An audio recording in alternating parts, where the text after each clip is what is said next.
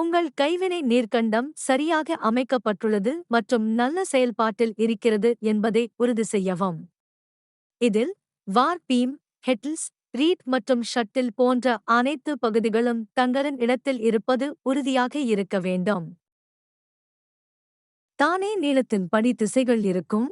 இது உங்கள் படுக்கையின் அடிப்படையாக இருக்கும். கரகரை பயன்படுத்த நீங்கள் தானே திசைகளை ஹெட்டில்ஸ் மூலம் மற்றும் தானே பீம் சுற்றியுள்ள இடத்தில் போட வேண்டும். நீங்கள் விரும்பும் படுக்கையின் அளவுக்கு தேவையான அளவு நூலை அளவிடவும் மற்றும் வெட்டவும் உறுதி செய்யவும்.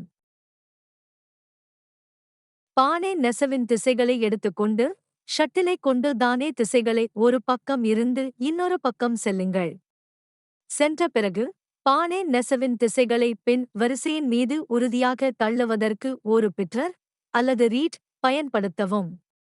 நீங்கள் வெவ்வேறு நிறங்கள் அல்லது முறைவுகளை உள்ளடக்க கேட்டால் பானை நெசவின் திசைகளை அதற்கேற்ப மாற்றவும் மற்றும் உங்கள் வடிவமைப்பு திட்டத்தை பின்பற்றவும். ஒருமுறை நீங்கள் விரும்பும் நீளத்தை அடைந்தால் படுக்கையை கரகரையிலிருந்து கவனமாக அகற்றவும்.